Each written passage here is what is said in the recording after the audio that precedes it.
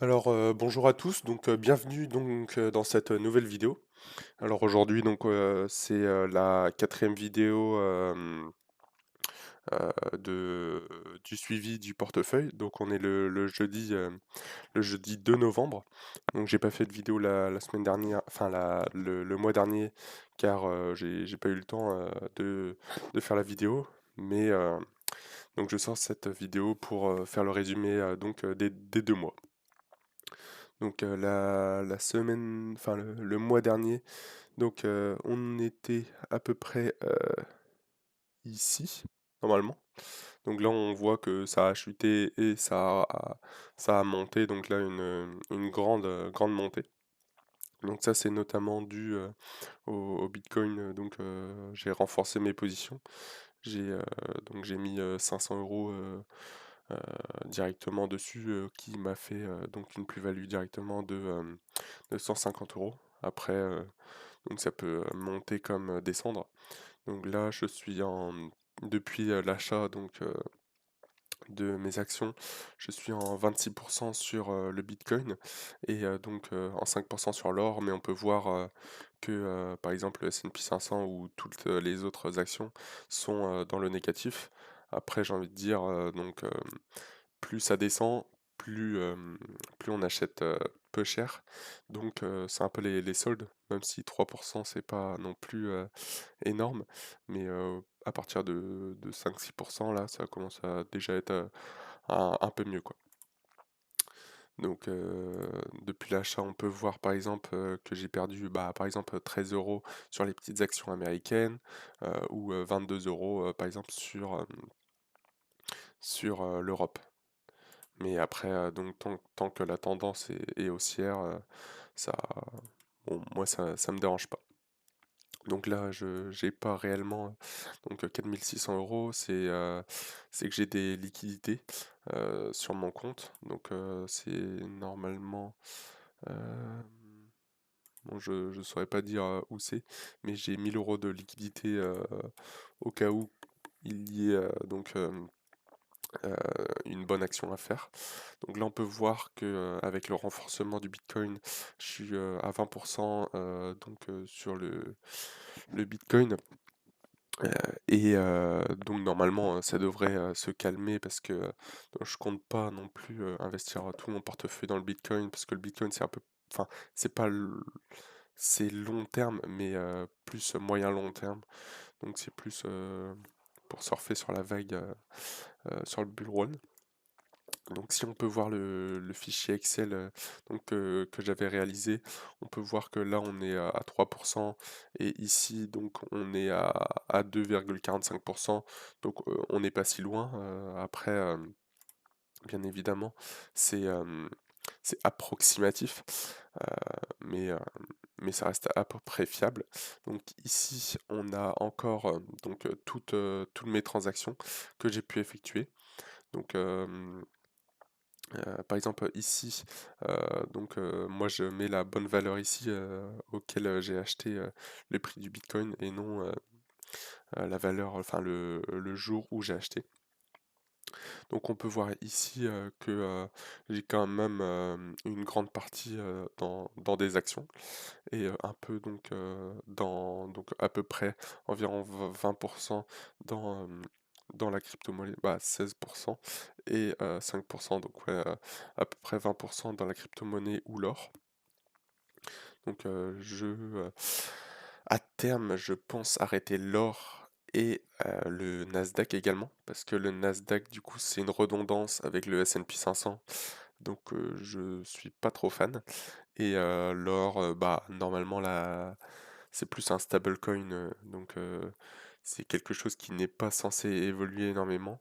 Donc je, je pense peut-être le modifier et également faire peut-être donc un peu de stock picking. Donc qu'est-ce que le stock picking? C'est miser sur une action et attendre qu'elle monte ou qu'elle nous donne des dividendes et peut-être dans 10 ans la ressortir, mais du coup bien sélectionner l'action pour avoir une action de qualité. Donc j'avais également un graphique à vous montrer. Donc pour la stratégie DCA, excusez-moi. Donc le DCA c'est le Dollar Cost Average, donc c'est ce que je fais tous les mois. Et donc pour ceux qui seraient peut-être réticents à l'idée de faire du DCA, donc voici le graphique, je vais vous l'expliquer tout de suite. Après, je tiens à préciser, je ne suis pas conseiller financier. Moi, je fais ça pour le plaisir. Tout l'argent que je mets donc en bourse, je suis prêt à le perdre. Bien sûr, j'aimerais que ça monte, mais si à la finalité, je perds l'intégralité de mon argent, bah c'est pas grave, j'ai envie de vous dire. Euh, voilà, donc tout l'argent que je mets, je suis prêt à le perdre. Alors, par exemple, imaginons que on a 8 000 € à investir. Donc, si on l'investit en une fois ici, donc ici, donc c'est mensuel. Donc, au bout de environ 8 mois, donc on obtient les 10 €. Donc, on n'a aucun rendement en 8 mois si on a investi 8 000 €. Mais par contre, donc si on investit 8 000 € en 8 fois mensuellement, donc on peut voir ici que au début on l'achète à 10 €, mais ensuite ça monte à 14, donc on pourra en acheter moins, mais quand ça descend à 9, on pourra en acheter plus, etc., etc. Et au final, donc à la finalité, donc par exemple le prix unitaire revient à 10 €, mais notre rendement est lui donc de 4%.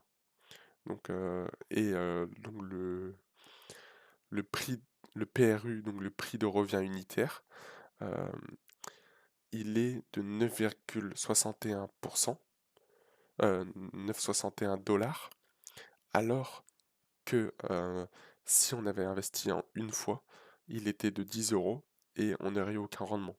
Donc pour moi, le DCA, c'est vraiment une bonne solution. Après, bien sûr, il y a des désavantages à travers les ETF, etc. Mais je rentre pas dans les détails. Dites-moi en commentaire si vous voulez un peu plus que je rentre un peu plus dans les détails sur cette partie-là. Donc j'ai également donc une autre petite photo à vous montrer.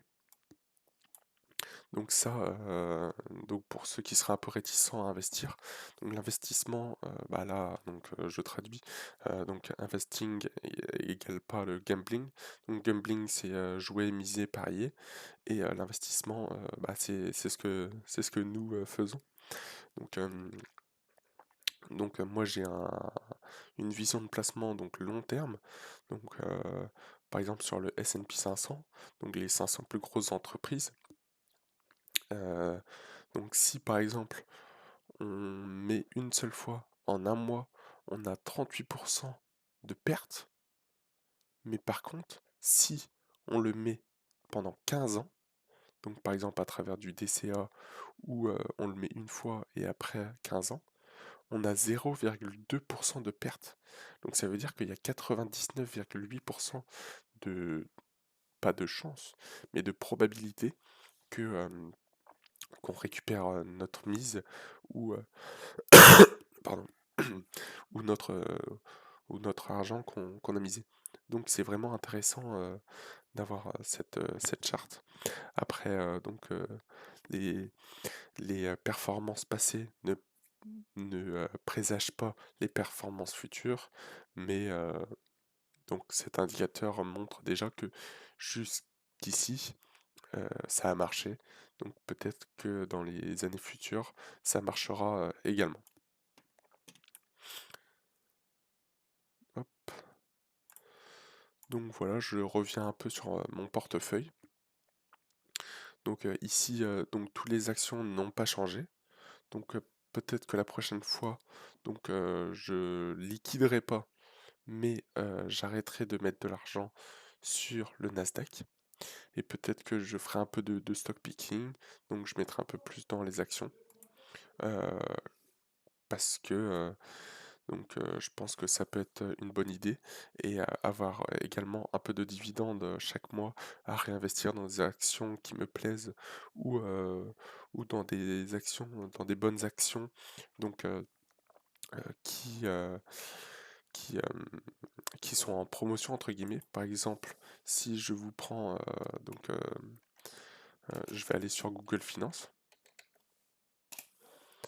Donc par exemple, l'action Sanofi, elle me plaît un petit peu. Donc ici, par 6 mois, ou un an par exemple. Donc on peut voir qu'elle a... hop, hop. Donc on peut voir qu'elle a perdu 4%, ou en 6 mois elle a perdu 10%. Donc là, ça veut dire qu'il y a une, entre guillemets, promotion de 10%. Parce qu'elle était à 100 euros et elle est passée, donc elle a même chuté de 13% avant sa chute, bon, même si on peut prendre un peu plus haut. Donc 15% carrément. Donc ça veut dire qu'elle est en promotion de 15%. Mais par exemple, si je prends une autre entreprise, tac, c'est celle-ci normalement. Donc on peut voir qu'en 6 mois, elle a perdu 67%. Donc ça veut dire qu'elle est entre guillemets en promotion de 67%. Donc là c'est vraiment intéressant de l'acheter. Après, bien sûr, c'est pas un conseil, c'est pas du tout. Moi pour l'instant je le fais pas. Donc voilà. Mais ça fait réfléchir quand on se dit que là par exemple la chute, elle a baissé de 50%.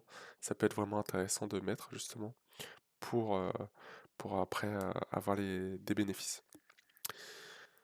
Donc cette vidéo est à présent terminée. Donc si vous avez des questions, n'hésitez pas à les mettre en commentaire. Et si vous voyez des petites choses à améliorer également. Donc n'hésitez pas à commenter, à liker la vidéo et à la partager, à parler autour de vous. Ce serait vraiment super sympa. Donc je vous dis à bientôt pour une nouvelle vidéo, donc au mois prochain. Allez, salut!